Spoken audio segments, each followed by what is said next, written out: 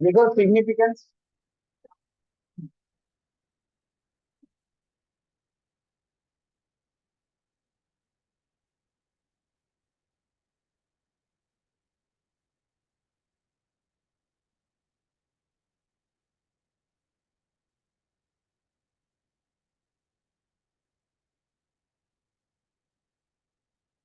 क्या बात करते हैं significance of water in chemistry. कहते हैं water is used as a solvent. Water is used as a solvent. ना ये सॉल्वेंट क्या होगा? सॉल्वेंट की टर्म तब आएगी जब एक सॉल्यूट कंसिडरेशन में एक टर्म होगा सॉल्यूट और दूसरा टर्म होगा सॉल्वेंट। और ये सारे केमिस्ट्री के लैंग्वेज। किसको बोलूंगा सॉल्यूट, किसको बोलूंगा सॉल्वेंट? जनरल पर्सपेक्टिव ये चलता है कि जो सॉलिड है वो सॉल्यूट है और जो लिक्विड है वो सॉल्वेंट। ऐसा कुछ भी नहीं। अगर दो सब्सटेंस है मेरे पास ए और बी, जो अगर तुम्हारे पास दो सब्सटेंस है ए और बी, सपोज मैं वाटर लेता हूं और इस वाटर में मैं इथानॉल ऐड करता हूँ। इथानॉल क्या होता है? वो जो होम्योपैथी दवाई में आप लिक्विड लेते हो वो इथानॉल ही होता है। वाटर का फॉर्मूला क्या होता है होम्योपैथी दवाई? Water H2O। अच्छा तुम बता दी। और इथानॉल का फॉर्मूला होता है C2H5OH। C2H5OH इसका मॉलिक्यूलर वेट कितना होगा? हाँ, बिल्कुल लिख सकते हैं। C2H6O अगर तुम लिखते हो, हम क्लास 10 में ऑर्गेनिक केमिस्ट्री पढ़ेंगे, उसमें इस कंपाउंड का हम ये भी स्ट्रक्चर बनाएंगे। ये डाई मिथाइल ईथर है। क्योंकि इस फॉर्मूला से ये भी लिखा जा सकता है, ये भी लिखना है, मुझे भी ये लिखना है, इसलिए मैंने ये लिखा ऑब्वियसली। हाँ, ऑर्डर में तुमने कैसे लिखा? ऑर्गेनिक केमिस्ट्री में फर्क पड़ता है। ऑर्गेनिक केमिस्ट्री में फर्क पड़ता है। ये देख, C15H32, इसके कितने स्ट्रक्चर बन जाएंगे? C15H32 के कितने स्ट्रक्चर बन जाएंगे? गैस 15 × 32। इसके इस फॉर्मूला से मैं 75 स्ट्रक्चर बना सकता हूँ। तो फर्क पड़ेगा कि मैं किस फॉर्मूला की बात करूं। खैर, इधर देख, ये C2H5OH मैं वाटर में इथेनॉल मिलाता हूं। अब मैंने वाटर में कुछ भी मिला दिया। ये जो सॉल्यूट और सॉल्वेंट की टर्म है ये जनरल टर्म है, तुम किस पर्सपेक्टिव में देख रहे हो उस पर डिपेंड करेगा ये। तो इसमें कौन सा सॉल्यूट होगा जिसका मॉलिक्यूलर मास कम है, वो सॉल्वेंट होगा। जिसका मॉलिक्यूलर मास ज्यादा है वो सॉल्यूट होगा। वाटर का मॉलिक्यूलर मास कितना आता है? 18 ग्राम। मास कैलकुलेशन हम लैंग्वेज ऑफ केमिस्ट्री में कर चुके। C2H5 का मॉलिक्यूलर मास आएगा 46, इसको कैलकुलेट करोगे 46 ग्राम। तो मैं यहाँ लिखता जा रहा हूँ सॉल्यूट और सॉल्वेंट। सॉल्वेंट का मॉलिक्यूलर मास कम रहेगा और सॉल्यूट का मॉलिक्यूलर मास ज्यादा रहेगा। और कोई भी एग्जांपल हो ना, तुम कोई भी एग्जांपल। ये वाटर है सपोज, ये अल्कोहल ही तो था ये। और क्या था? अच्छा, अब मैं इसमें सोडियम क्लोराइड मिला देता हूँ। इसका मास कितना होता है? 18। सोडियम क्लोराइड को कैलकुलेट करोगे 23 + 35.5, ये आएगा 58.5। इसका मॉलिक्यूलर मास कम है, इसका मॉलिक्यूलर मास ज्यादा है। और कुछ लेते हैं। सपोज मैं वाटर में ग्लूकोज मिलाता हूँ। मैंने वाटर लिया है, इसमें मैं ग्लूकोज मिलाता हूँ C6H12O6। इसका मास कितना है? 18। और इसका मास कितना है? 180। इसको कैलकुलेट करोगे ये 180 आएगा। जिसका मॉलिक्यूलर मास कम है वो सॉल्वेंट, जिसका मॉलिक्यूलर मास ज्यादा है वो सॉल्यूट। तो solute have high molecular mass, solvent have low molecular mass, have low molecular mass. अब ऐसे केस में ना, ऐसे केस में हम बुरा फंस जाएंगे। दे भाई इधर सुन। अब सपोज मैं वाटर लेता हूँ, अब मैं वाटर लेता हूँ और इसमें मैं अमोनिया मिला देता हूँ। केमिस्ट्री में एग्जांपल्स की कमी नहीं है। मैं वाटर में अमोनिया मिला रहा हूँ। वाटर का मॉलिक्यूलर मास कितना है? 18। और अमोनिया का मॉलिक्यूलर मास कितना है? 17। अब मैं वाटर में अमोनिया मिला रहा हूँ। अब अच्छा, यहाँ सारे एग्जांपल्स मैं जानबूझ के ऐसे एग्जांपल्स लिख रहा था कि मैं अपने बात को जस्टिफाई कर सकूं। मैं वाटर का मास कम ले रहा था और ये सारे सब्सटेंस का मास ज्यादा ले रहा था। मैं यहाँ ऑक्सीजन। कौन सा? ये क्या लिखा है मैंने, रुक तो, सॉल्यूट का जनरली मॉलिक्यूलर मास क्या रहेगा, हाई, और यही लिखूंगा, ये ऐड करूंगा मैं, तभी तो देख, सपोज मैं वाटर लेता हूँ और इसमें मैं अमोनिया ऐड करता हूँ। अब अमोनिया का मास कितना हो गया 17, और वाटर का मास कितना हो गया 18। तो इस डेफिनेशन के हिसाब से अब अमोनिया क्या होगा सॉल्वेंट, और वाटर क्या हो जाएगा सॉल्यूट। पर क्या होता है जनरली, यहाँ वर्ड ऐड करेंगे, solute generally have high molecular mass. तो उस केस में इसको फिर मैं जस्टिफाई नहीं कर पा रहा हूँ, मैं और कुछ लिखूंगा और उससे जस्टिफाई हो जाएगा। यहाँ लिखता हूँ solute have high molecular mass generally and solvent have low molecular mass generally. लेकिन अगर मेरे पास ऐसे एग्जांपल है, फरीन, मेरे पास ऐसे एग्जांपल है जहां सॉल्यूट और सॉल्वेंट का मास ऑलमोस्ट सेम हो गया, सॉल्यूट और सॉल्वेंट का मास ऑलमोस्ट सेम है, ऐसे केस में मैं डिसाइड ही नहीं कर पाऊंगा कि कौन सा सॉल्यूट और कौन सा सॉल्वेंट है। तो इसके लिए हम, ये बात हमें भी पता थी कि हम फंस जाएंगे, तो ये एक नंबर पॉइंट। अगर इसके बेसिस में तुम डिसाइड नहीं कर पा रही हो कौन सा सॉल्यूट है कौन सा सॉल्वेंट है, अगर ये पॉइंट मिस हो गया तो फिर सेकंड पॉइंट लिखते हैं। सेकंड पॉइंट में भी कुछ वर्ड्स है जिससे हम डिसाइड कर सकते हैं। फिर ये लिखा गया, सुन इधर, अब सपोज तेरे पास ए और बी है, ए और बी में ऑनलाइन तुम लोग को आवाज आ रही है? Yes sir. हाँ,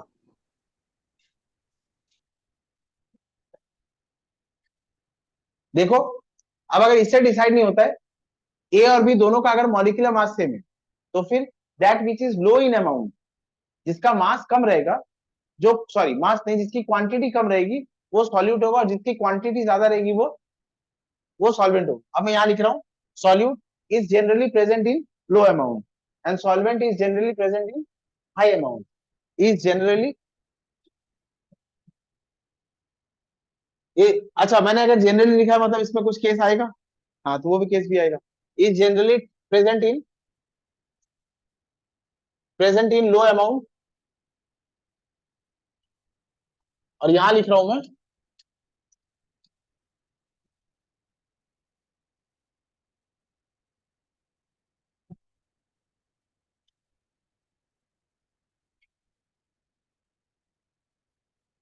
is generally present,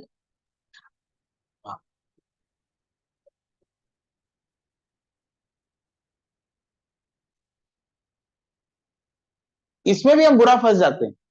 there are examples where we are stuck badly, then there comes one definition and that is absolute. अब उस डेफिनेशन की बात करें, ये सब मिटा दू, देख,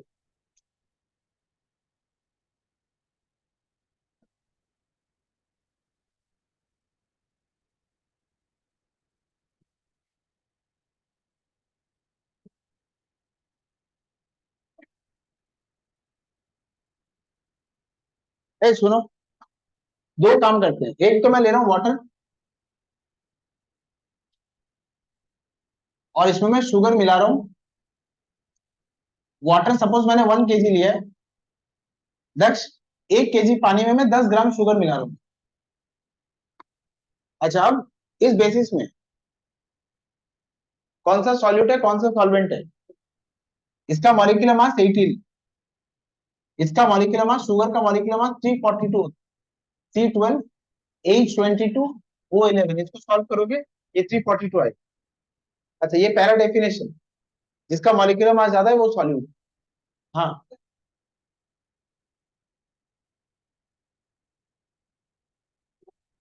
चल चल इधर आ,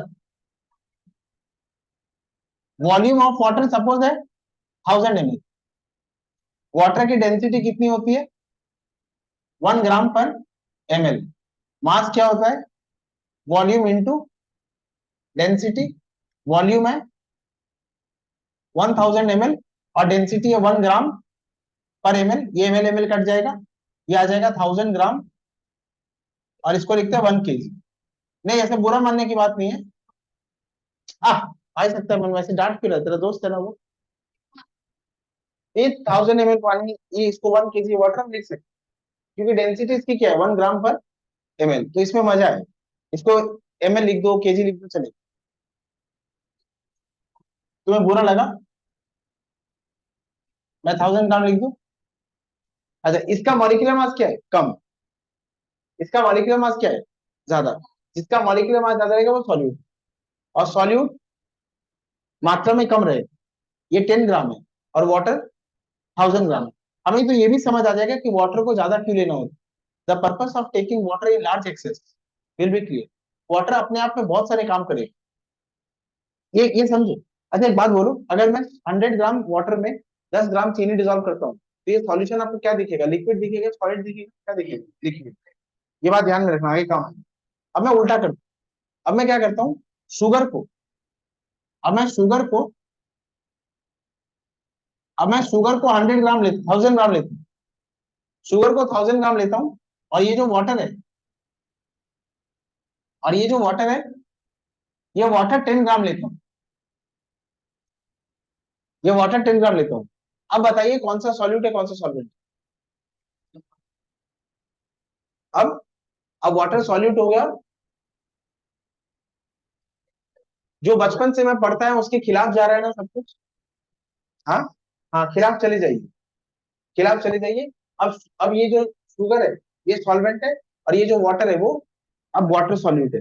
जो सॉल्वेंट की जो फाइनल डेफिनेशन निकल के बाहर आई वो ये है कि आपने ए और बी मिला दिया, ए और बी मिलाने के बाद जो सॉल्यूशन बना है, सॉल्यूशन क्या होगा, which consist of solute and solvent. A और बी सॉल्यूट और सॉल्वेंट मिलाने के बाद जो सॉल्यूशन बना है, सॉल्यूशन का फाइनल फेज क्या है, सॉल्यूशन आपको क्या दिख रहा है, सॉलिड लिक्विड क्या दिख रहा है वो देख लेते। सॉल्यूशन का जो फाइनल फेज वो ए और बी में किसी एक के साथ इक्वल है। ए और बी में से जिसका फेज सॉल्यूशन के साथ मैच करता है वो सॉल्वेंट है। हाँ, हाँ, तो कितना इनोसेंट है, अगर दोनों ही लिक्विड है तो कोई दिक्कत ही नहीं है, दोनों लिक्विड रहेगा तो इन दोनों से आंसर आ जाएगा। अगर दोनों लिक्विड तो किसी एक का मास ज्यादा होगा, किसी एक का मास कम होगा, कोई एक क्वांटिटी में ज्यादा होगा, कोई क्वांटिटी में। अगर ये तू जो क्वेश्चन मैं पूछना चाहता हूँ तो नहीं पूछ सकता। अच्छा वो क्या कह रहा है कि अगर दोनों लिक्विड में दोनों का मास भी सेम है और दोनों की क्वांटिटी भी सेम है तो फिर कौन होगा सॉल्यूट, कौन होगा सॉल्वेंट। जिसे तुम बोलोगे किसी सॉल्वेंट मान लीजिए उसे मैं सॉल्वेंट मानूंगा, जिसे तुम बोलोगे उसे सॉल्यूट मान लीजिए उसे मैं सॉल्वेंट मानूंगा। उस केस में मेरे लिए डिसाइड करने का कुछ ही बचा। ऐसे ऐसे सिचुएशंस हो गए केमिस्ट्री में कि मास भी सेम आ रहा है, तुमने ऐसा कोई सब्सटेंस लिया कि मास भी सेम है, क्वांटिटी भी सेम है। इन दैट केस जिसे तुम बोलोगे इसे सर इसे सॉल्वेंट मान लीजिए वैसे में सॉल्वेंट, उस केस में ये डेफिनेशन फेल हो जाए। ये बात समझ गया। अच्छा सॉल्वेंट क्या होगा, सुन इधर, एक सॉल्यूशन में कितने कंपोनेंट हो सकते हैं, खासकर एक सॉल्यूशन में कितने कंपोनेंट हो सकते हैं इसकी बात करते हैं।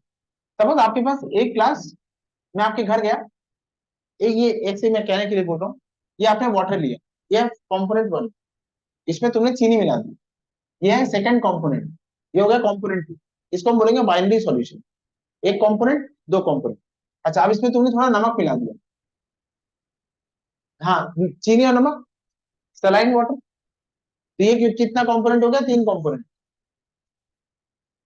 शुगर, ग्लूकोज की हमें जरूरत होती है, ग्लूकोज बिना हम जिंदा नहीं रह सकते।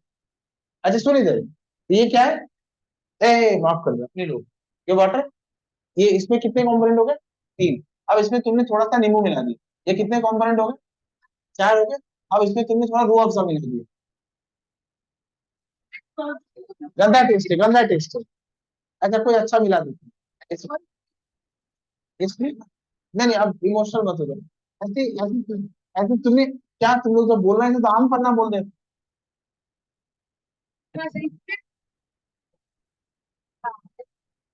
चल चल, कितने कंपोनेंट हो गए।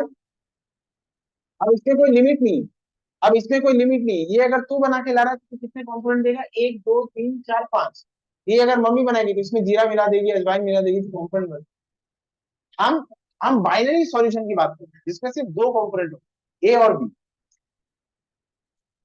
बाइनरी सॉल्यूशन की केमिस्ट्री भी बहुत बड़ी होती है, आप बुरा मत मानो कि आप ऐसे लिमिट में क्यों करो, उसकी केमिस्ट्री भी बहुत ज्यादा। अगर तुम बाइनरी सॉल्यूशन की बात करें तो उसमें कितने कंपोनेंट होंगे, दो कंपोनेंट। सॉल्वेंट कौन सा होगा, सॉल्वेंट वो कंपोनेंट माना जाएगा जिसका फेज सॉल्यूशन के फेज के साथ इक्वल है। तो सॉल्यूशन में ये दो चीजें होंगी, और सॉल्वेंट के लिए मैं क्या लिखूंगा, solvent is that component of solution, solvent is that component of solution that is in same phase with the resulting solution. लिखो, it is that component. हाँ, it is that component. It is that component of solution which is in same phase, which is in same phase as that of resulting solution. आप लोगों को handwriting समझ आती है ना? ठीक. It is that component of the solution which is in same phase as that of resulting solution. ये base मोटा मोटी एक डेफिनेशन हो गए. इससे हम सॉल्यूट और सॉल्वेंट डिसाइड कर लेते. ऑनलाइन तुम लोगों को बोर्ड में लिखा हुआ दिख तो रहा है ना? Yes, sir. लिख लो.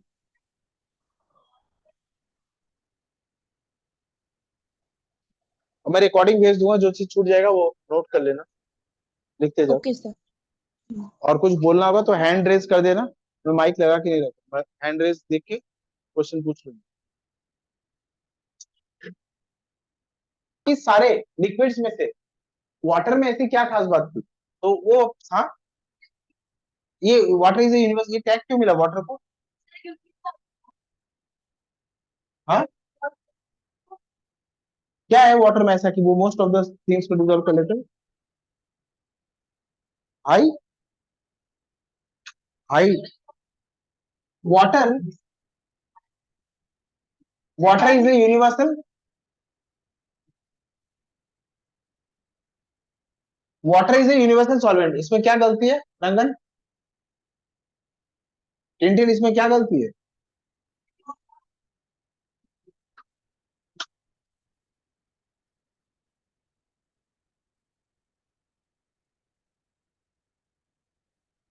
नीचे पूछे बेचारा. मैं यार what is the mistake in this? Oh तुमसे रिवेश में कोई बात. यहाँ है ना.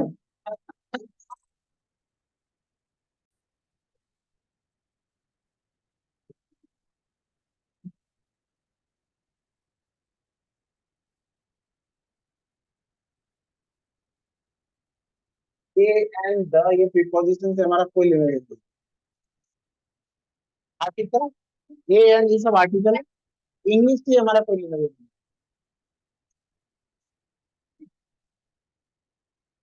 चलो इधर देखो, इतना बड़ा हो गया आर्टिकल, आज पहली बार सुना. मुझे लगता था सिर्फ न्यूज में आता. इधर सुनो. वाटर में ऐसी क्या खास बात है कि यूनिवर्सल सॉल्वेंट बना? इसको कहते हैं वाटर. हाँ, water has the high dielectric, water has the high dielectric constant. Now what is this? A और B, वाटर का जो डाइलेक्ट्रिक कांस्टेंट वैल्यू है उसको कहते हैं एप्सिलॉन. वाटर का डाइलेक्ट्रिक कांस्टेंट का वैल्यू 82. बाकी सारे सॉल्वेंट के लिए और वाटर का जब डाइलेक्ट्रिक कांस्टेंट वैल्यू देखोगे, आपको ऐसा लग रहा है कि 82 वैल्यू कितना ज्यादा है. ये बहुत ज्यादा है, बहुत ज्यादा. तो डाइलेक्ट्रिक कांस्टेंट क्या होता है? किसी भी एक मैटर को ले लेना, ए और बी एक कंपाउंड स्टेट में, ए और बी के बीच में एक फोर्स ऑफ अट्रैक्शन है. This is any force of attraction. This is any force of attraction. ऐसा नहीं, मैं आयनिक कंपाउंड्स की बात कर रहा हूं. मैं आयनिक कंपाउंड्स की बात कर रहा हूं. तो ये जो फोर्स ऑफ अट्रैक्शन है इसको हम कहते हैं इलेक्ट्रोस्टैटिक. ध्यान से सुनो. ए और बी एक कंपाउंड है, इसमें ये कोवैलेंट कंपाउंड नहीं है. लास्ट में कोवैलेंट कंपाउंड में आऊंगा. फिलहाल ये कोई कोवैलेंट कंपाउंड नहीं है, ये एक प्योर आयनिक कंपाउंड है. और इसमें फोर्स ऑफ अट्रैक्शन जो होता है उसको कहते हैं electrostatic. Electrostatic force of attraction exist कर रहा है ए और बी में. ए और बी में कितना फोर्स ऑफ अट्रैक्शन है, कितना इलेक्ट्रोस्टैटिक फोर्स ऑफ अट्रैक्शन है, ये स्टेटमेंट हाफ करेक्ट है. ए और बी में कितना फोर्स ऑफ अट्रैक्शन है ये डिपेंड करेगा ए और बी को तुमने किस मीडियम में रखा है. ये बहुत ऑब्वियस सी बात है. अगर मैं बहुत जनरली बात करूं, तुम दोनों के बीच में कैसी बॉन्डिंग है ये डिपेंड करता है कि तुम्हें मैंने किस मीडियम में रखा है. ऐसे कोई परिस्थिति में मैंने रख दिया जहां बहुत इंटेंस, बहुत टेंस सिचुएशन है, तो तुम्हारी बॉन्डिंग कम ज्यादा होगी. ये तुम्हें मानना पड़ेगा. ये बात कहना कि नहीं होगी, आइडियल बात ही नहीं है. तो ए और बी के बीच में फोर्स ऑफ अट्रैक्शन, और ये फोर्स ऑफ अट्रैक्शन फिक्स नहीं, मीडियम पे डिपेंड करेगा। अगर मैं इस ए और बी को, सोडियम क्लोराइड ले लो ना, सोडियम क्लोराइड के बीच में जो फोर्स ऑफ अट्रैक्शन है, अगर मैं सोडियम क्लोराइड को वैक्यूम में ले जाता तो इस फोर्स ऑफ अट्रैक्शन का मैग्नीट्यूड कुछ और होगा। मैं इसको एयर में ले जाता हूँ, ये कुछ और होगा। मैं इसको वाटर में ले जाता हूँ, ये कुछ और होगा।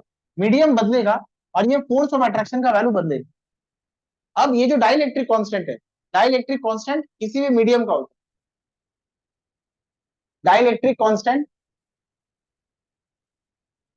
Constant is for mediums. बात मत कर। वो किसी भी मीडियम का डाइलेक्ट्रिक कांस्टेंट का ये मीनिंग होता है कि अगर तुम एक कंपाउंड को उसमें रखोगी तो उस कंपाउंड में जो फोर्स ऑफ अट्रैक्शन है, सपोज इसमें फोर्स ऑफ अट्रैक्शन है, इसमें फोर्स ऑफ अट्रैक्शन है 100 यूनिट्स, डाइलेक्ट्रिक कांस्टेंट 82 अगर रहेगा तो ये उस फोर्स ऑफ अट्रैक्शन को 82 टाइम्स कम कर देगा। मतलब तुम 100 को 82 से डिवाइड करना, और ये जो वैल्यू आएगी 1 पॉइंट समथिंग, ये किसी भी फोर्स ऑफ अट्रैक्शन को, फिर से बता रहा हूं, डाइलेक्ट्रिक कांस्टेंट का ये मतलब होता है any force of attraction that exist between pair of compounds. Dielectric constant की जो भी वैल्यू है, ये उस फोर्स ऑफ अट्रैक्शन को इतने टाइम्स कम कर देगी। मतलब अगर कैलकुलेटर था ना मेरा कैलकुलेटर,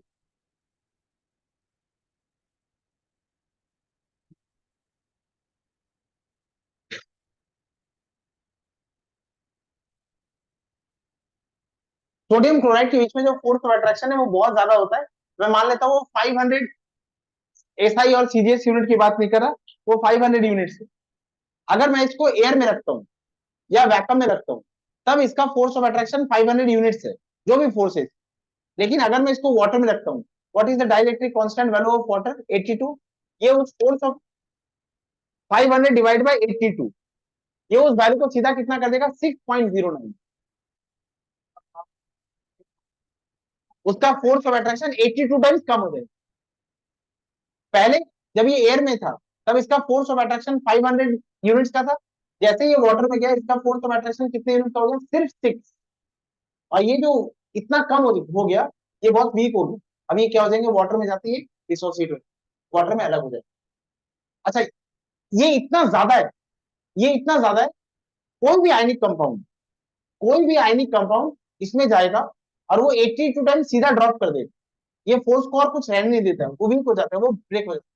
पर तुम्हें याद होगा lead chloride, lead chloride dissolve नहीं होता। Silver chloride is insoluble in water, you remember last class. Silver chloride और लेड क्लोराइड में क्या होता है?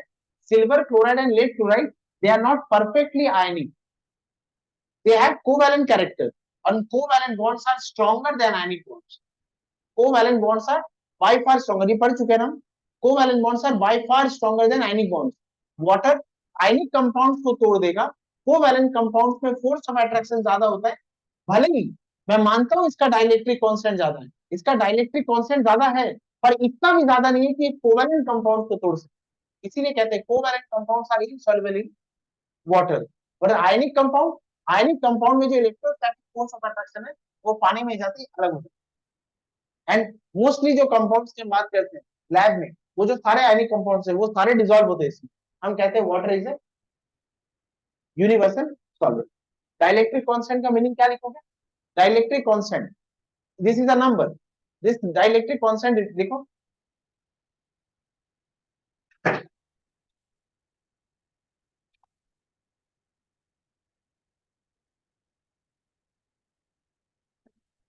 नहीं नहीं, मिटा नहीं दो, रुको।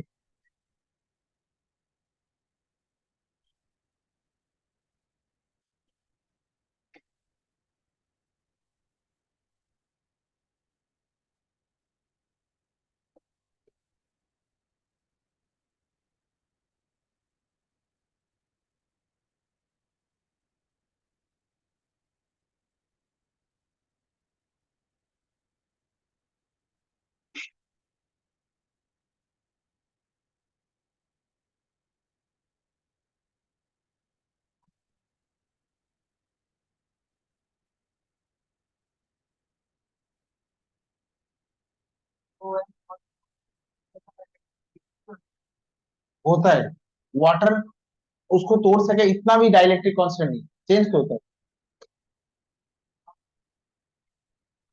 नहीं वो भी चेंज होते हैं पर वो इतना ज्यादा चेंज नहीं होते कि टूट जाए। हाँ ये कांस्टेंट ये मीडियम पे डिपेंड करे कौन सा। नहीं कोवेलेंट बॉन्ड में जो फोर्स ऑफ अट्रैक्शन है कांस्टेंट तो वो भी नहीं है। अलग अलग मीडियम में वो भी चेंज हो ना। ये जो फोर्स ऑफ अट्रैक्शन है कंपाउंड्स के बीच ये कांस्टेंट नहीं। अगर कांस्टेंट होते तो कभी टूटते ही नहीं। वैसे नाइट्रोजन ऑक्साइड या नाइट्रोजन ही ले ले ये बहुत स्ट्रांग है पर किसी कंडीशन में जाके तो ये भी टूटेगा। The above forces of attraction is not constant. ये मैं आपके समझने के लिए लिख रहा हूँ आप एग्जाम में ये नहीं। एग्जाम में तो लास्ट में जो लाइन लिखूंगा आप वो लिखेंगे। The above force of attraction is not constant. It changes with change in the medium. It is different in different it is different in different medium when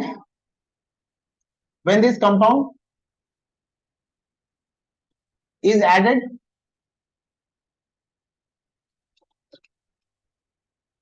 when this or any other ionic compound when this or any other ionic compound is added in water the high the high dielectric constant of water dielectric constant value of water 82 decreases the force of attraction by 82 times by 80 times and the ionic compounds the ionic compounds are dissociated and dissolved are dissociated and dissolved।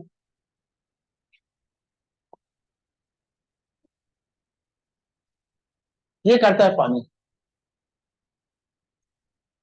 और ये dielectric constant ये medium की ऐसी क्या property है dielectric constant में ऐसा क्या हो जाता है ये वैल्यू कैसे हमने निकाली ये आप फिर आगे हायर क्लासेस में पढ़ेंगे।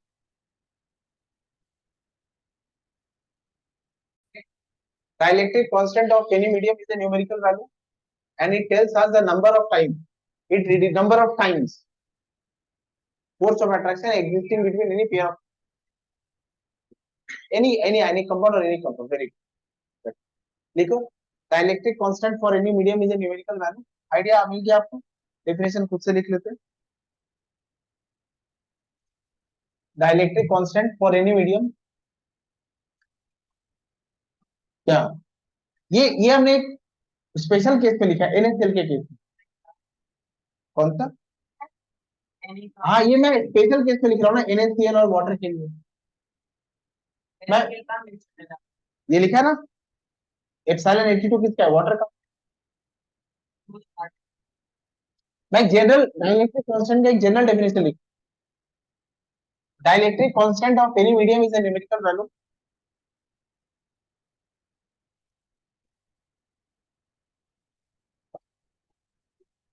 Dielectric constant of any medium is a मैं ना अच्छी हैंडराइटिंग में लिखता हूँ स्लो लिखूंगा और अच्छा है एक बार कोशिश कर।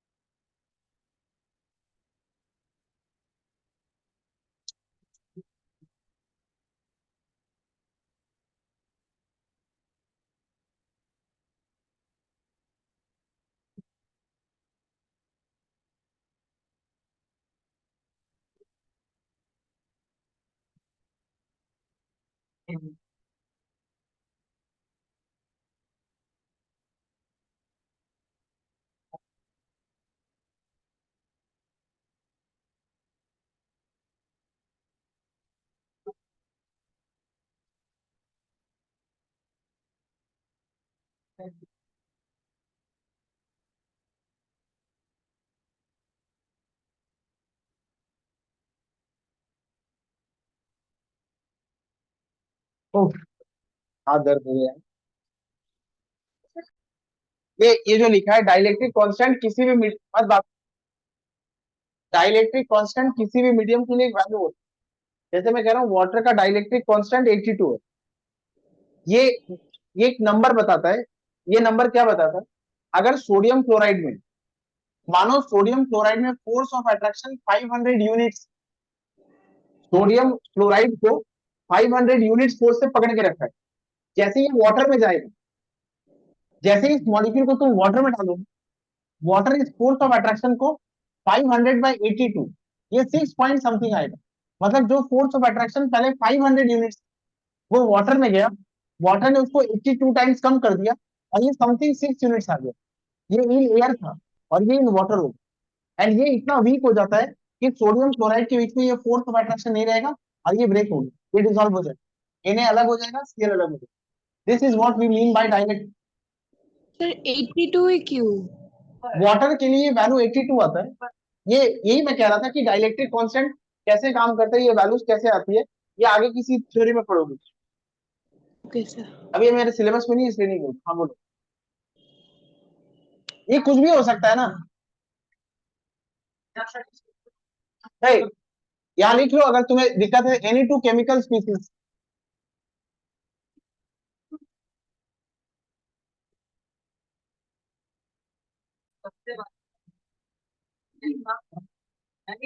प्लीज लिखो सॉल्यूशंस एंड सॉल्युबिलिटी।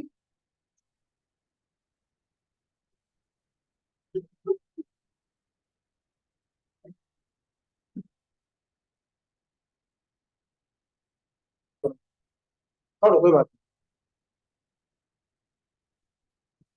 नहीं। लिखो सॉल्यूशंस एंड सॉल्युबिलिटी।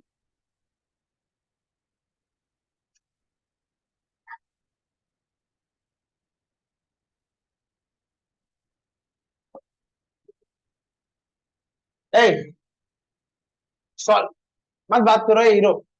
सॉल्युबिलिटी क्या होता है? हाँ,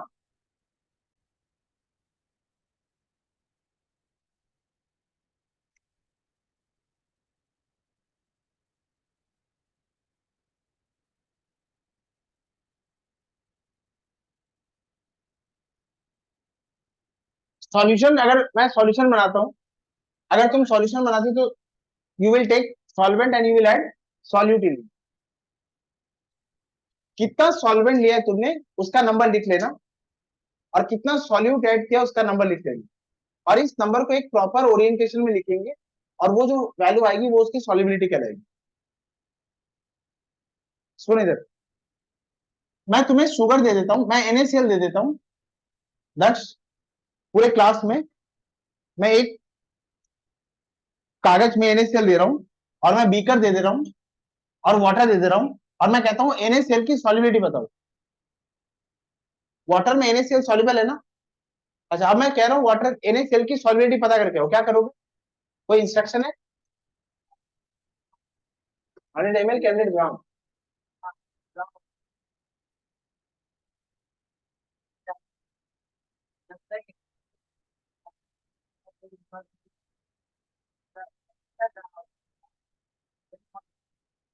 वेरी गुड। देखो, सॉल्युबिलिटी के लिए एक फर्दर इंस्ट्रक्शन और जाएगा। वाटर दे रहा हूं, NaCl दे रहा हूं, NaCl को वाटर में डिसॉल्व करना, वो घुलता जाएगा, डिसॉल्व होता जाएगा। बहुत केयरफुली ऐड करना, एक एक ग्रेन ऐड करना। ये NaCl है, ये 100 ग्राम फिक्स्ड हो जाएगा, इसको चेंज नहीं करेंगे, दिस इज फिक्स्ड। ये ग्रेन डालना, ये डिसॉल्व हो जाएगा, ये ग्रेन डालना, ये डिसॉल्व हो जाएगा, इस तरह से ग्रेन डालते जाना। 58.5 ग्राम, जब टेम्परेचर 25 डिग्री सेल्सियस रहेगा, जब टेम्परेचर 25 डिग्री सेल्सियस रहेगा, वाटर 100 ग्राम रहेगा, सोडियम क्लोराइड 58.5 ग्राम देना, और ये सोडियम क्लोराइड एग्जैक्टली डिसॉल्व हो गया टेम्परेचर। 58.5 ग्राम दिया, और ये एग्जैक्टली मानो डिसॉल्व हो गया। इसके बाद मैंने एक ग्रेन और डाली, मैंने एक ग्रेन डाली, और वो ग्रेन पड़ी रह गई, वो ग्रेन डिसॉल्व नहीं हुई। कितना ग्राम एग्जैक्टली डिजोल्व हुआ है 100 ग्राम वाटर में 25 डिग्री सेल्सियस में? कितना ग्राम एग्जैक्टली डिजोल्व हुआ है 100 ग्राम वाटर में 25 डिग्री सेल्सियस में?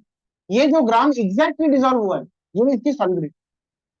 द अमाउंट ऑफ सॉल्यूट, ये सॉल्यूट था कि सॉल्वेंट था? Solute. The amount of solute in gram, the maximum amount of solute in gram, the maximum, क्या हुआ तुम्हें? अच्छा इधर एक बात में उठा ले, the maximum amount of solute in gram that is dissolve in the maximum amount. इससे ज्यादा तो डिजोल्व हुआ नहीं था, इससे ज्यादा एक ग्रेन मैंने डाली और वो डिजोल्व नहीं हुई। The maximum amount of solute in gram that is dissolve in 100 gram of solvent या फिर 100 gram of water at 25 degree Celsius is known as the solubility of the solute.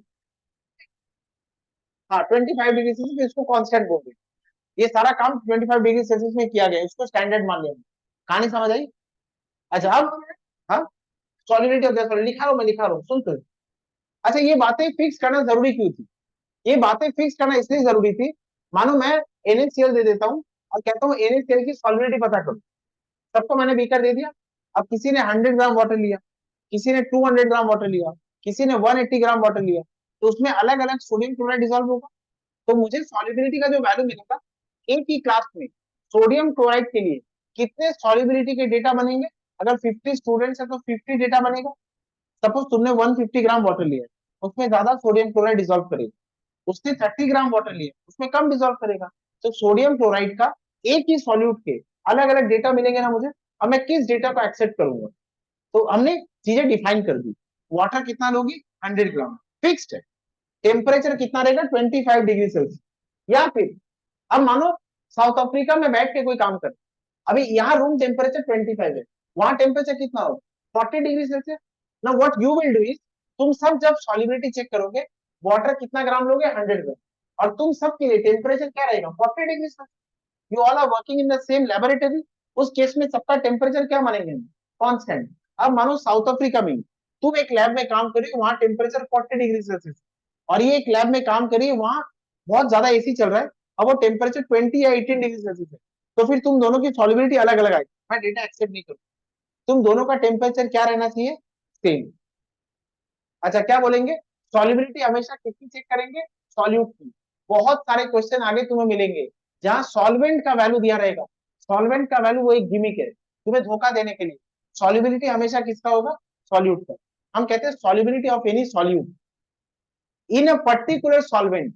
Sodium chloride water में 58.5 ग्राम dissolve होता है। Yes, benzene भी एक solvent है। Benzene also acts as a solvent in chemistry. Carbon tetrachloride also acts as a solvent in chemistry. Likewise, carbon disulfide, acetone, ethanol, these all acts as solvent. इन सब में sodium chloride का dissolve होने का amount अलग अलग। तो ये जो मैं 58.5 ग्राम बोल रहा हूँ, ये मैं कौन से सॉल्वेंट में बोल रहा हूँ ये मैं मेंशन करूंगा, क्योंकि अगर मैं सोडियम क्लोराइड को बेंजीन में डिजोल्व कर रहा हूँ तो ये वैल्यू कुछ और आएगी। मैं सोडियम क्लोराइड को एसीटोन में डिजोल्व कर रहा हूँ तो ये वैल्यू कुछ और आएगी। तो ये जो 58.5 है ये किसका सॉल्युबिलिटी है? सोडियम क्लोराइड का। सोडियम क्लोराइड का किसमें है? वाटर में। सारी चीजें डिफाइन करना जरूरी है। देखो डेफिनेशन कैसे लिखा जाए।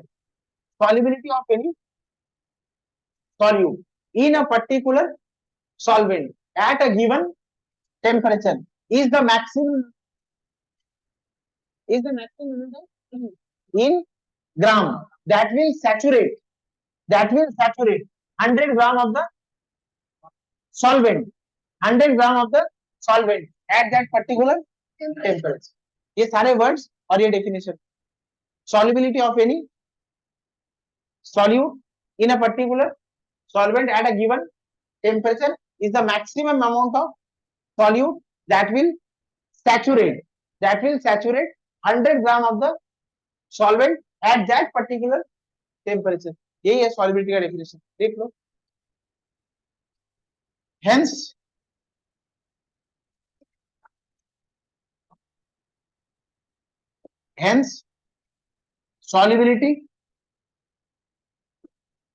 solubility definition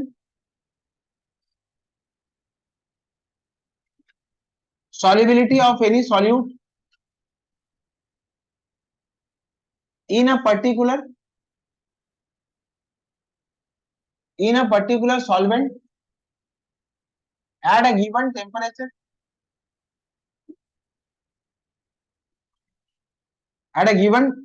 temperature, is the maximum amount of solute in gram that will saturate 100 gram of the solvent at that temperature. ये solubility की definition है.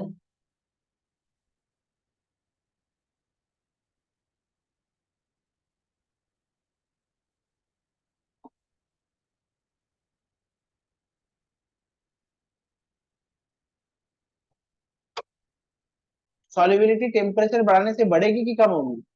पहले बता सॉल्युबिलिटी क्या है.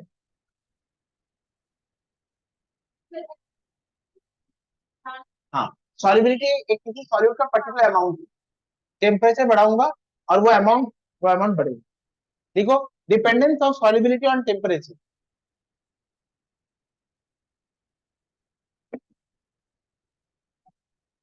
अभी जा रही नहीं है, उस पर जाएंगे.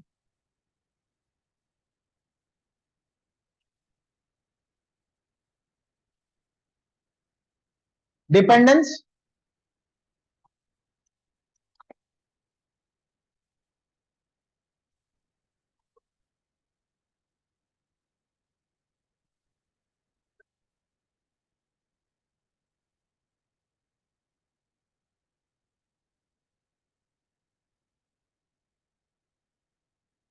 Of solubility on temperature. Graph बनाता हूं. रंगन, टिंटिन खड़ा हो जाओ.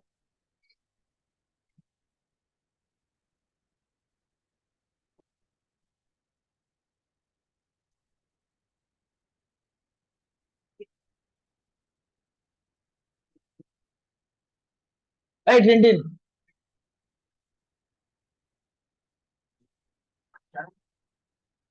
बोलो ये क्या बताता है? ग्राफ रीड कियो कभी? You know how to read graphs? What message does it convey for sodium chloride? मत बात कर. हाँ,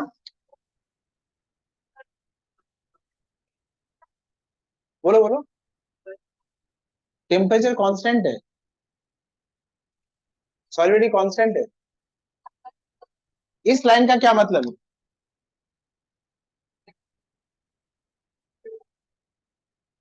इस लाइन का क्या मतलब? देख इधर, हीरो देख, ये सॉलिबिलिटी के वैल्यूज है. इधर देखे, वो तो पीछे मत देख. ये सॉलिबिलिटी के वैल्यूज है. ये टेम्परेचर सपोज 5 डिग्री सेल्सियस है. ये 5 डिग्री सेल्सियस, ये 10 डिग्री सेल्सियस, 15, 20, 25, 30 और 35. ये सॉलिबिलिटी के वैल्यूज है. सपोज ये वैल्यू 20, 40, 60, 80, 100, 120, 140, ये 160 है. जब टेम्परेचर 5 डिग्री सेल्सियस, ये मानो 0 डिग्री सेल्सियस है. जब टेम्परेचर 0 डिग्री सेल्सियस है, ये कितना सॉल्यूबल? 70 ग्राम. ये ग्राम पर 100 ml है. 100 ml में ये कितना ग्राम है? 70. ये बात समझो. अच्छा, मैं इस एक्सिस में इधर जा रहा हूं. मैं इस एक्सिस में इधर जा रहा हूं, मतलब मैं टेम्परेचर को बढ़ा रहा हूं. मैं टेम्परेचर को बढ़ा के कहां तक आ गया? 35. जब मैं 35 में हूं, तब इसकी सॉल्युबिलिटी, अच्छा 30 में आ जा. जब मैं 30 में हूं, तब इसकी सॉल्युबिलिटी कितनी है? मैं इस लाइन को यहां खींच रहा हूं, और ये वैल्यू कितना आया? 80. मतलब टेम्परेचर को मैं 0 से 30 तक ले गया, और सॉल्युबिलिटी कितना बढ़ा? 70 से जस्ट 80. तो इसको हम बोलेंगे solubility increases slightly with increase in temperature. Sodium chloride की सॉल्युबिलिटी टेम्परेचर बढ़ाने से बढ़ती है, लेकिन स्लाइटली इज द वर्ड. अगर पोटेशियम नाइट्रेट होता KNO3, ए हीरो, अगर KNO3 होता, KNO3 के लिए ग्राफ ऐसा बनता है, देखिए इधर इसका KNO3 के लिए ग्राफ ऐसा बनता है, इसको समझा सकते हो ये क्या है?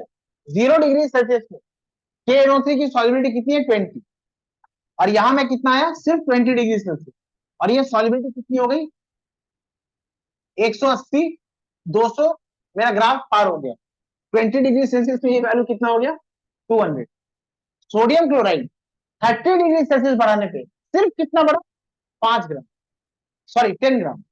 और पोटेशियम नाइट्रेट 20 डिग्री सेल्सियस बढ़ाने पे कितना बढ़ गया? 20 से सीधा 200, 180 ग्राम। मतलब सोडियम क्लोराइड की सॉल्युबिलिटी स्लाइटली बढ़ती है, और पोटेशियम नाइट्रेट की सॉल्युबिलिटी टेम्परेचर बढ़ने से, इसको इंग्लिश में कहते हैं, there is a good word in English, इसको कहते हैं sharply.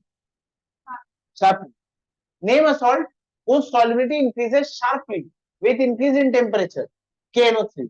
Name a salt whose solubility increases slightly with increase in temperature, sodium chloride. ये बात समझ आ गई? अच्छा बोलो, इस ग्राफ का क्या मतलब होगा?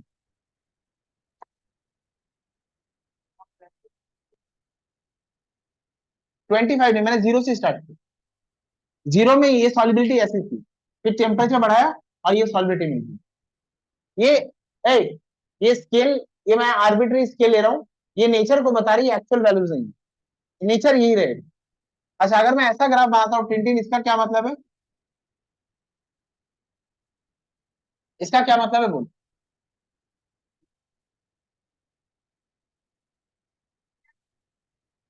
Exactly exactly.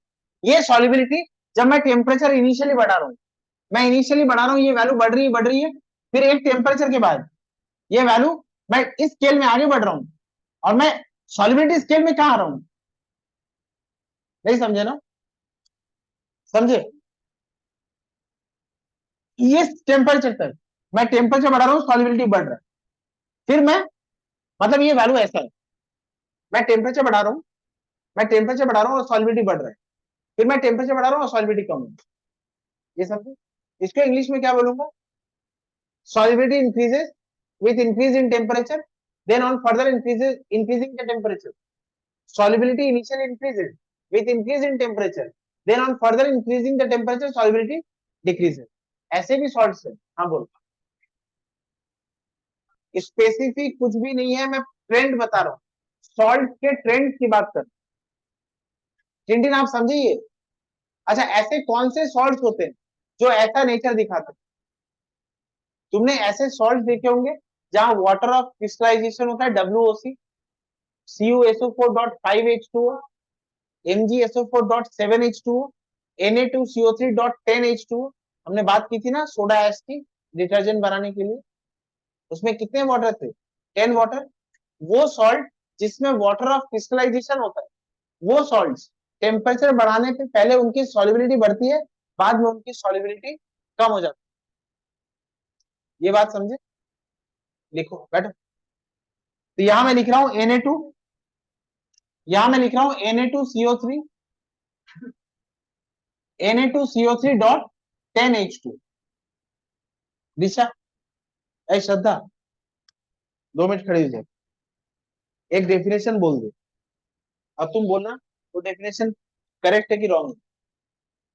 A Shraddha, what is the definition of, अच्छा इस ये पूरा जो काम झाम मैंने किया है इसको कहते हैं सॉल्युबिलिटी कर्व। सॉल्युबिलिटी कर्व का डेफिनेशन बोलो, और वो बोलेगी करेक्ट है, वो बोलेगी करेक्ट है तो हम लिखेंगे, वो बोलेगी रॉन्ग है तो हम लिखेंगे। डिफाइन सॉल्युबिलिटी कर्व, ये पूरा काम झाम सॉल्युबिलिटी कर्व कहलाता है। Define solubility curve.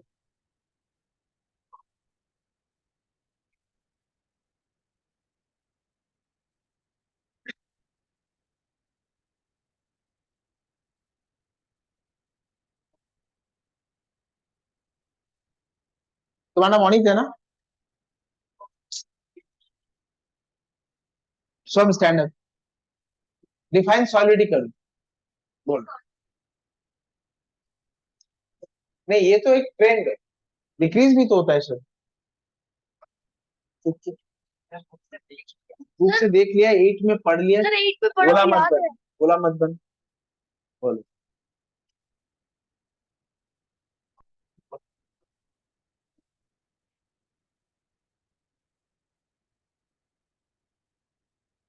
टीचर आपको सब कुछ नहीं पढ़ाते, कुछ चीजें आपको कॉमन सेंस से खुद से करनी होती है।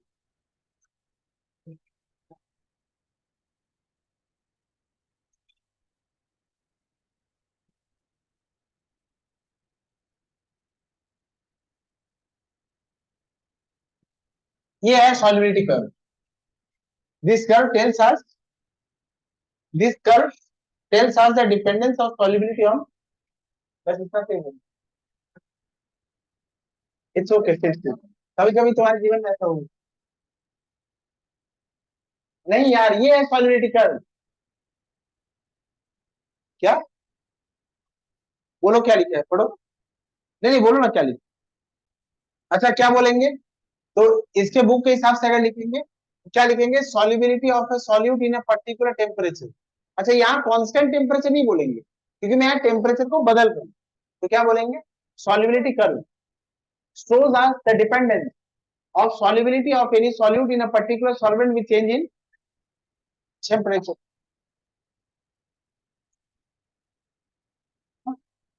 ये उसको उसके बुक में जैसे लिखा है उसको वैसे चाहिए। अच्छा, तुम्हारे बुक में भी ऐसे लिखा है? ओ अच्छा, तो लिख लेते हैं। नहीं नहीं नहीं नहीं, बुक पे जो लिखा है देखो, solubility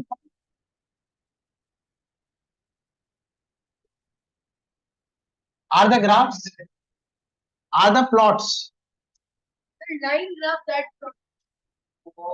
solubility curve are the plots that tells, that shows, that shows the dependence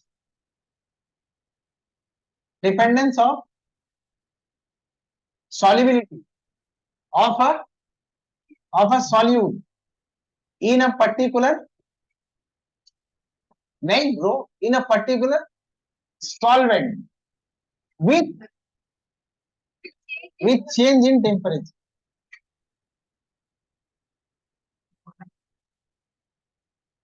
with change in temperature।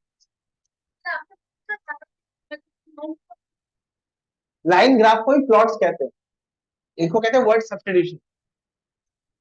आज मैं बहुत खुश हूँ, इंग्लिश में कहते हैं हैप्पी।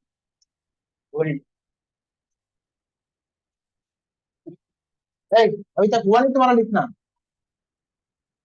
देखो एग्जांपल ऑफ सॉल्ट, देखो examples of salt, a salt whose solubility increases slightly, salt whose solubility increases slightly with increase in temperature।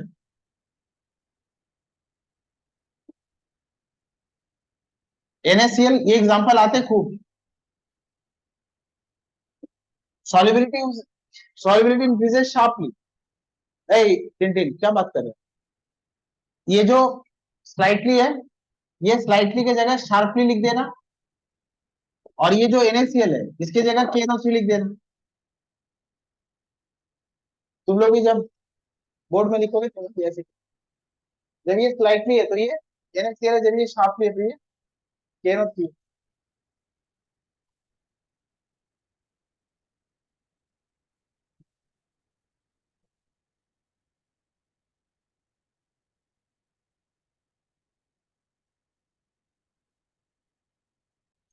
ये लिखिए लाइन, solubility increases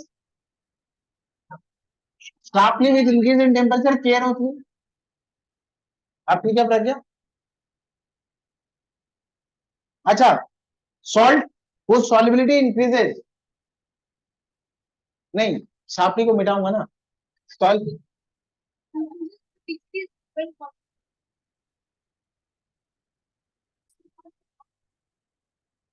एग्जैक्ट, पहले वाटर बढ़ेगा, सॉल्ट ज्यादा डिसॉल्व होगा, फिर वाटर इवापोरेट, तो सॉल्युबिलिटी कम होगी।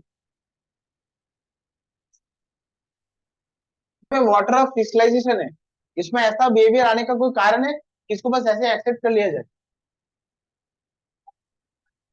ये जो सॉल्ट में water of crystallisation, what is the behaviour, first ये इंक्रीज हो रहा है फिर ये डिक्रीज हो रहा है, whether we should go for a logic for this or we should accept the fact as it is. हाँ, तो क्या लॉजिक हो सकता है तुम्हारे हिसाब से? ऐसे बहुत साधारण सी बात।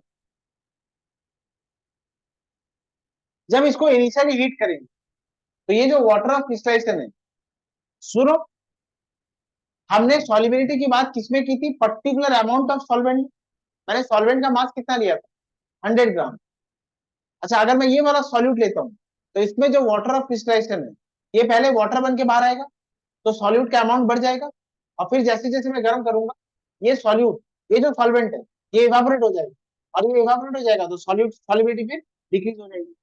तो पहले ये बाहर आएगा तो सॉल्युबिलिटी इंक्रीज होगी, और फिर वो सॉल्युबिलिटी डिक्रीज होगी।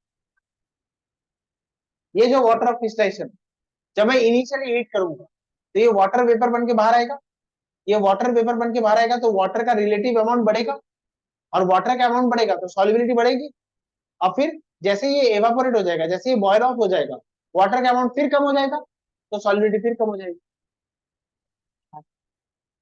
ये समझे? बैठो। राजेंद्र, आप समझे? What is what is the application of solubility curve in chemistry? चार एप्लीकेशन बोलो एक एक करके, ये ग्राफ रीड करो और देख के बोलो क्या एप्लीकेशन हो सकता है। चुप रहे। Application application of solubility curve.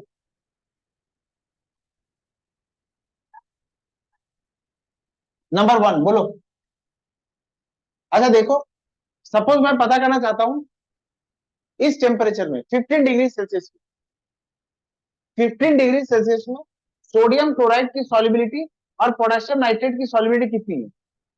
तो ये मैं ग्राफ देखी पता कर लूंगा, या मेरी इच्छा हो गई मन में 18 डिग्री नहीं, 23 डिग्री सेल्सियस में Na2CO3 की सॉल्युबिलिटी क्या है और NaCl की सॉल्युबिलिटी क्या है, तो मैं क्या करूंगा? 23 डिग्री सेल्सियस में यहाँ एक लाइन खींचूंगा, और ये सॉल्युबिलिटी किसकी होगी? Na2CO3 की। और ये सॉल्युबिलिटी किसकी होगी? NaCl की। मतलब किसी भी गिवन टेम्परेचर में दो सॉल्ट की सॉल्युबिलिटी कंपेयर कर सकता हूं ना? यू स्पीक ऑफ टेम्परेचर, किसी भी टेम्परेचर की बात करो। 30, सपोज 30 डिग्री सेल्सियस में मैं कंपेयर करना चाहता हूँ Na2CO3 और NaCl, तो यहां से एक लाइन खींचूंगा, ये Na2CO3 की सॉल्युबिलिटी होगी और ये NaCl की सॉल्युबिलिटी। क्लियर हो गया ये? तो पहला एप्लीकेशन क्या है? It enables us it enables us to compare solubility of two salts at any given.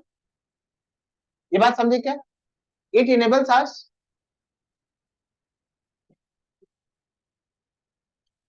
it enables us to compare solubility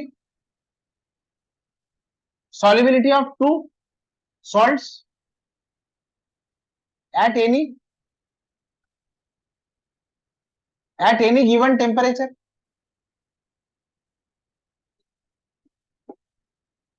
second application क्या हो सकता है?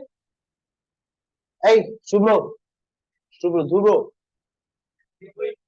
दिव्य ज्योति, सेकंड एप्लीकेशन क्या हो सकता है?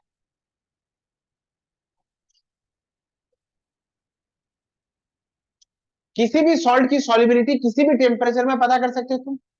It also enables us to determine, right? अगर तुम पता करना चाहते हो सोडियम KNO3 की सॉल्युबिलिटी 20 में कितनी है और 25 में कितनी है, वही तुम ग्राफ से पता कर लोगे ना। ये इसका पहला एप्लीकेशन क्या होगा? Major application, it enables us to determine the solubility of any salt at any temperature. एक तो कंपैरिजन कर सकता हूं, और किसी भी सॉल्ट की सॉल्युबिलिटी किसी भी टेम्परेचर में कितनी होगी वो भी ग्राफ से पता कर लूंगा। ये बात समझे? बैठो। It also it also enables us to determine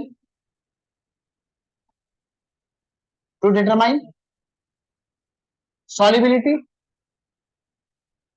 of any salt at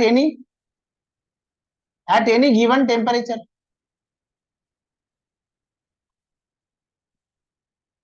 ये हो गया सेकंड एप्लीकेशन।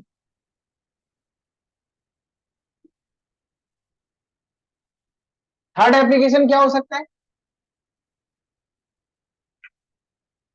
बोल, अब तू बोल थर्ड एप्लीकेशन।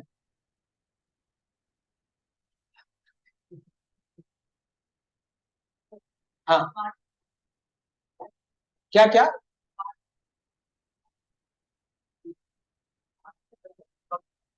वो जो सॉल्युबल होगा वो सॉल्ट्स होते हैं.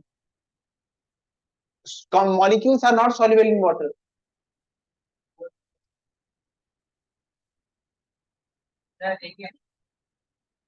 अच्छा देख के बोल. तीन एप्लीकेशन हो जाए. दो दो की संख्या अच्छी नहीं होती, तीन की संख्या अच्छी होती है. Even numbers are not good. बोलो एक एक एक ब्यूटीफुल सा एप्लीकेशन बोल.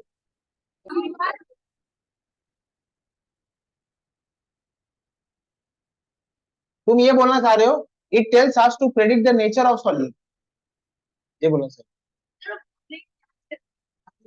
हाँ?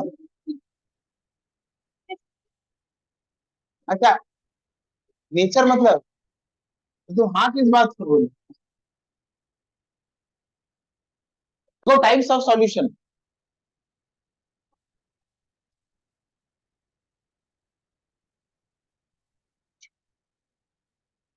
हाँ.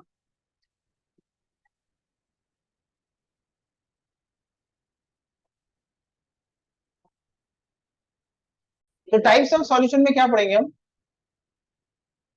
तीन तरह के. ये जो अभी टॉपिक पढ़ रहे हैं ना, सैचुरेटेड, सुपर सैचुरेटेड, अनसैचुरेटेड, ये केमिस्ट्री के वो टॉपिक्स में आता है जो केमिस्ट्री को टफ बनाते हैं. ये नाइन में आप बहुत बेसिक डेफिनेशन पढ़ रहे हैं. यहाँ एक्चुअली में केमिस्ट्री टफ होती है, जहां आपको बहुत डीप लेवल में जाके सोचना होता है. एक पर्टिकुलर अमाउंट ऑफ सॉल्वेंट एक पर्टिकुलर अमाउंट ऑफ सॉल्यूट को डिसॉल्व करेगा एक पर्टिकुलर टेम्परेचर में. तीनों पर्टिकुलर है. एक particular amount of solvent particular amount एक पर्टिकुलर अमाउंट ऑफ सॉल्वेंट एक पर्टिकुलर अमाउंट ऑफ सॉल्यूट को डिसॉल्व करेगा एक पर्टिकुलर टेम्परेचर में. This things are fixed. 100 gram water 58.5 gram sodium chloride को डिसॉल्व करेगा इफ टेम्परेचर इज 25. और मैं बोलूंगा ये क्या हो गया? सैचुरेटेड. अच्छा, 100 ग्राम वाटर 25 डिग्री सेल्सियस में, और मैंने सोडियम क्लोराइड ऐड किया है 50 gram. More solute it can dissolve. और सॉल्यूट डिसॉल्व हो सकता है इसमें, तो मैं इसको बोलूंगा ये unsaturated. If a given amount of solute sorry if a given amount of solvent at a given temperature if a given amount of solvent at a particular temperature can dissolve more of the solute, thus it is known as unsaturated solution.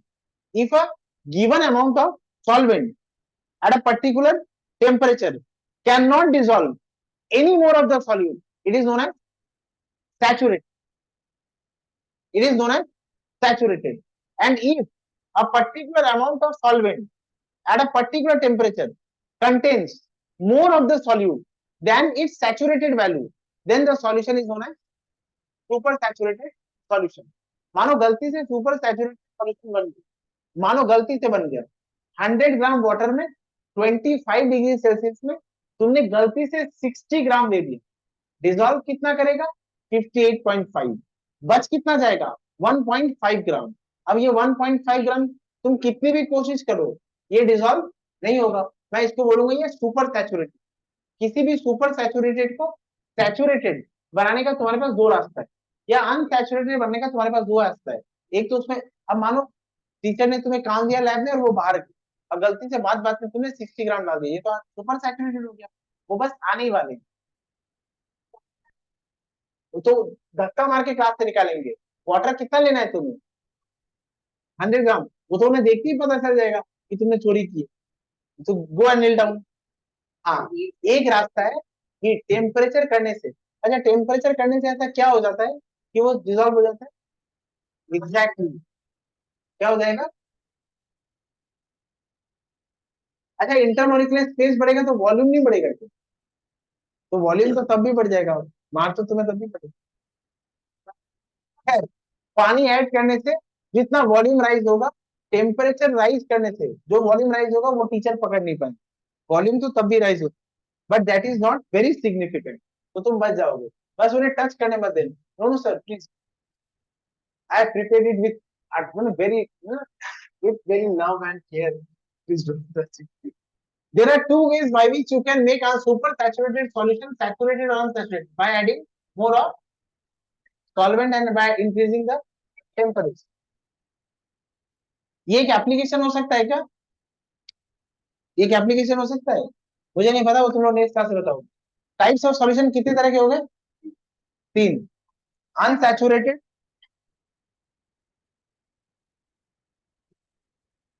Saturated,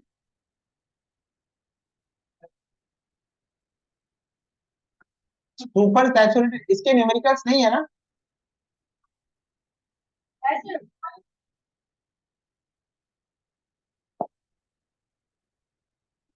solubility का numerical तो करना पड़ेगा.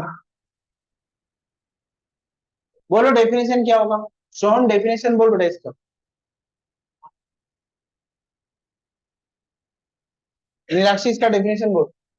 Saturated solution. एक minute रुको नीलाक्षी बोल. इसका unsaturated.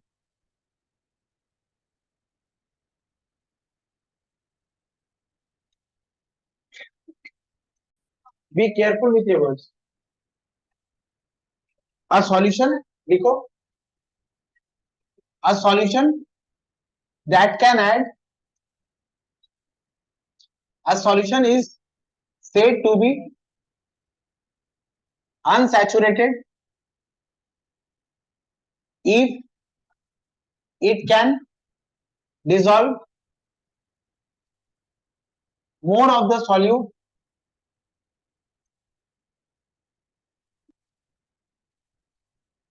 in a particular amount of solvent at a particular temperature.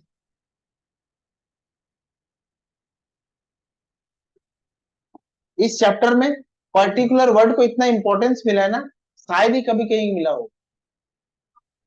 वो बात बात में पर्टिकुलर आ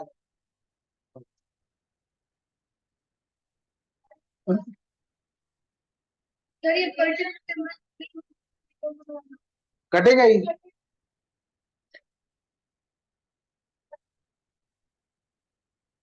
सैचुरेटेड क्या होगा? If a solution is said to be saturated if it cannot dissolve anymore. A solution is said to be saturated if it cannot dissolve any more of the solute in a particular amount. ये जो AMT लिखा हुआ है ना, ये amount है. In a particular amount of solvent at a particular temperature.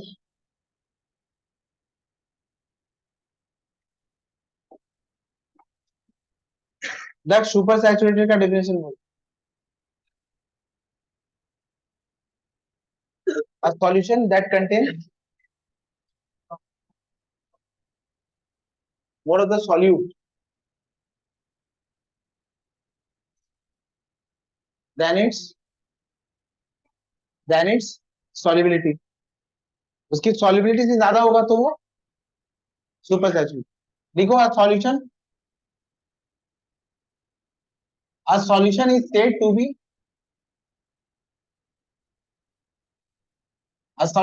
to be super saturated if it contains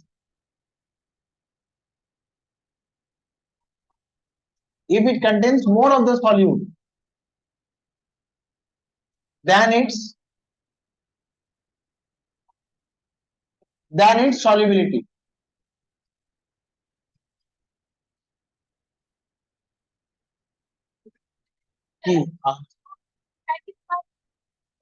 इतने देर से ये बोल रही है, लिख लेते बोर्ड में. क्या सर? कोई सुपर सैचुरेटेड सॉल्यूशन, अगर कोई सुपर सैचुरेटेड सॉल्यूशन को सैचुरेटेड या अनसैचुरेटेड बनाना है तो what are the ways? Super saturated solution can be made saturated or unsaturated by by adding more of solvent, and number 2 by increasing the temperature.